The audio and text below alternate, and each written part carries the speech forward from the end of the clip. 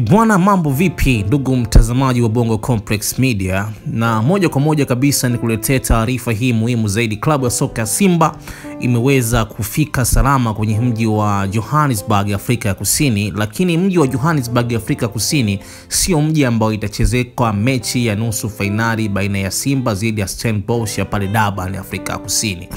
Bwana, kubwa zaidi ni klabu ya soka ya Simba imeweza kufika kwenye mji wa Johannesburg, lakini imekutana na changamoto kubwa zinazotafsiriwa kama ni figisu za waziwazi kuelekea kwenye mchezo wa marudiano wa nusu finali dhidi ya Stellenbosch pale Durban, Afrika ya Kusini.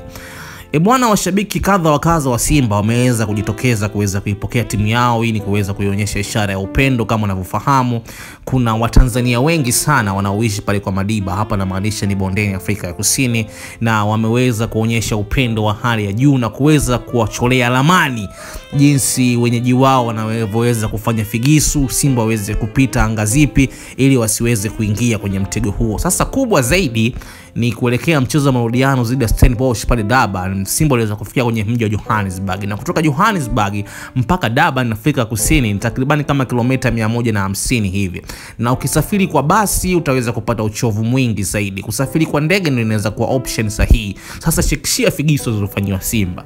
Cha kwanza, ndege ambayo itakiwa usafiri nazo waliambiwa wasafiri na watu 21 tu, wakati msafara wa Simba una watu takribani 106. Kwa hiyo walitaka wasafiri timu kama nzima, wakaambia baadhi ya tiketi zimejaa. Wakarequest basi ambalo liko la kisasa zaidi.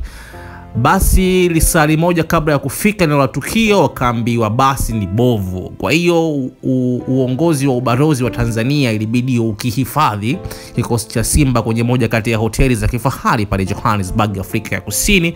Vile vile uongozi huo wa ubalozi wa Tanzania uliweza kuwapa ulinzi wachezaji wa Simba ili kusiwe kuna interconnection na jamii yoyote ile, na Simba wakaanza kupika vyakula vyao. Unajua Simba siku hizo imeendelea, ni kama National Ahli, ni kama Wydad Athletic Casablanca, kama Mamelodi Sundowns, wanaenda mpaka na mapipa yao, mavyakula yao, maji yao. Hawataki kushare kitu chochote na wenyeji wa kule, kwa sababu unaweza hata ukaogea maji yao ukashangaa umewekewa vidawa fulani hivi kwenye maji vya kuweza kupunguza nguvu. Hizo figisu zote Simba Sports Club nowadays wanazijua.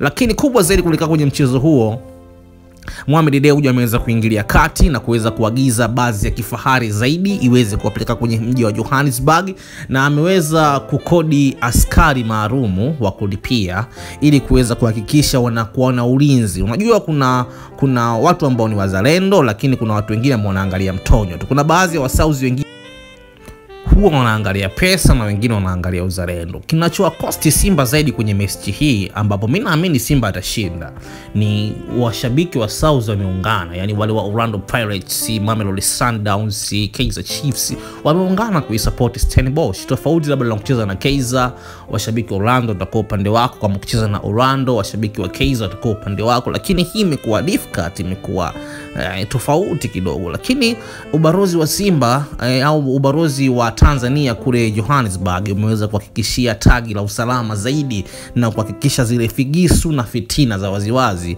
haziwafikii wachezaji wa Simba. Na naamini katika mchezo huu wa marudiano pale Durban, Afrika Kusini, tutakuwa tuko live. Make sure na subscribe.